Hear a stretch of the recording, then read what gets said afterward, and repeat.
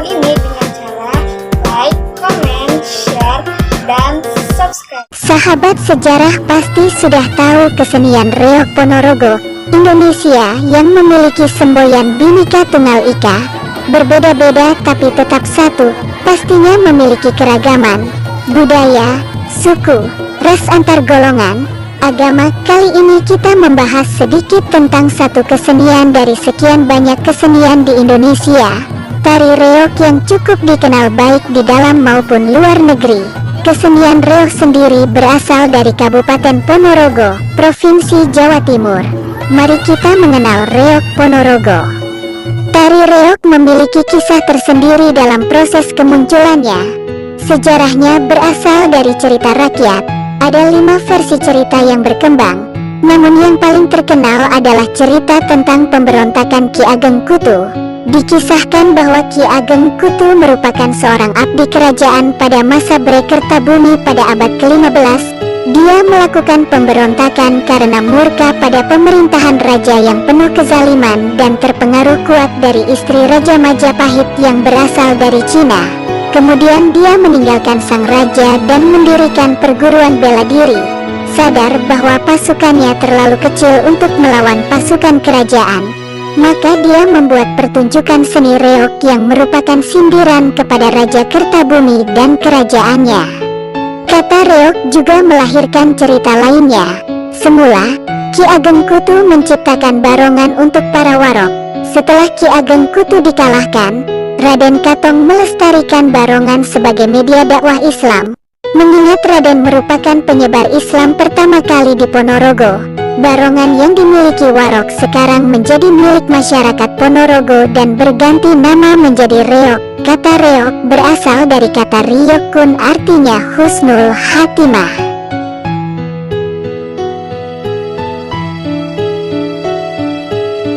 Warog berasal dari kata wewarah yang berarti orang yang mempunyai tekad suci, memberikan tuntunan dan perlindungan tanpa pamrih. Warog adalah wong kang sugih wewarah, orang yang kaya akan wewarah, artinya seseorang menjadi warog karena mampu memberi petunjuk atau pengajaran kepada orang lain tentang hidup yang baik. Warog iku wong kang wus purna saka behing laku, lan wus menep ing rasa. Warog adalah orang yang sudah sempurna dalam laku hidupnya, dan sampai pada pengendapan batin. Kesenian ini menjadi karakter, ciri khas dan jiwa masyarakat Ponorogo yang telah mendarah daging sejak dahulu, yang diwariskan oleh nenek moyang kepada generasi penerus. Warog juga menjadi bagian peraga dari kesenian reog dan tidak terpisahkan dengan peraga lainnya dalam unit kesenian reog Ponorogo. Untuk menjadi warog, seseorang harus betul-betul menguasai ilmu baik lahir maupun batin. Jatil adalah prajurit berkuda dan merupakan salah satu tokoh dalam seni reog. Jatilan merupakan tarian yang menggambarkan ketangkasan prajurit berkuda yang sedang berlatih di atas kuda. Tarian ini dilakukan berpasangan antara penari satu dengan lainnya. Ketangkasan dan kepiawaian dalam berperang di atas kuda juga ditunjukkan dengan ekspresi atau semangat sang penari. Jatil pada mulanya ditarikan oleh gemblak, laki-laki yang halus, berparas tampan atau mirip dengan wanita cantik. Gerak tarinya pun cenderung feminin. Ciri-ciri kesan gerak tari jatilan pada kesenian reog Ponorogo cenderung halus, lincah, dan cekatan. Hal ini didukung pola ritmis gerak tari yang silih berganti antara irama melaku, lugu, dan irama ngeracik. Bujang Ganong atau Patih Pujangga Anom adalah salah satu tokoh yang lincah, kocak sekaligus mempunyai keahlian dalam seni bela diri, sehingga di setiap penampilannya senantiasa diperagakan oleh sepasang penari yang pada umumnya selalu ditunggu-tunggu oleh penonton. Khususnya anak-anak, Bujang Ganong digambarkan sebagai sosok seorang patih muda yang secara fisik cenderung buruk rupa. Meskipun begitu, dia cekatan, berkemauan keras, cerdik, jenaka, dan sakti. Topeng Bujang Ganong berwarna merah menyala dengan mata khas melotot, hidung besar, dan gigi menonjol. Topeng tersebut terbuat dari kayu dadap. sedangkan rambut pada topeng terbuat dari ekor kuda.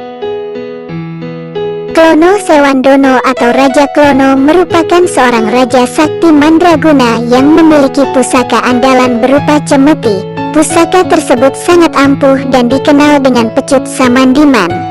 Sang raja tampan dan muda tersebut selalu membawa pusaka itu kemana saja. Pusaka tersebut digunakan untuk melindungi dirinya. Kegagahan sang raja digambarkan dalam gerak tari lincah serta berwibawa. Dalam suatu kisah, Prabu Klono Sewandono berhasil menciptakan kesenian indah hasil dari daya ciptanya menuruti permintaan putri, kekasihnya, terlalu dimabuk asmara. Gerakan tarian raja pun cukup menggambarkan kondisi sedang kasmaran. Singo Barong adalah tokoh dan penari berkepala macan dengan hiasan merak dan tampil paling dominan pada kesenian reok Ponorogo. Bagian-bagian topengnya terdiri dari kepala harimau caplokan terbuat dari kerangka kayu, bambu, rotan yang ditutup dengan kulit macan bumbong harimau Jawa. Selain itu, ada juga dadak merak, di mana kerangka terbuat dari bambu dan rotan sebagai tempat menata bulu merak. Itu untuk menggambarkan seekor merak yang sedang mengembangkan bulunya dan menggigit untayan manik-manik.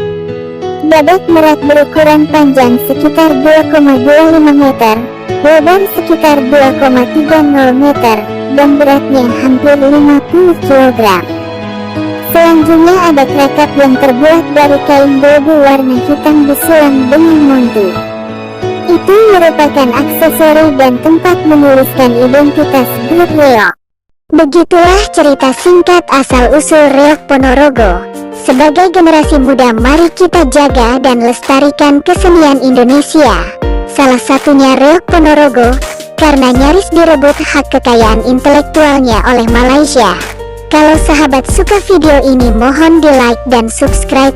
Tinggalkan jejak sahabat di kolom komentar agar Roda Sejarah bisa bersilaturahmi ke tempat sahabat. Salam Roda Sejarah.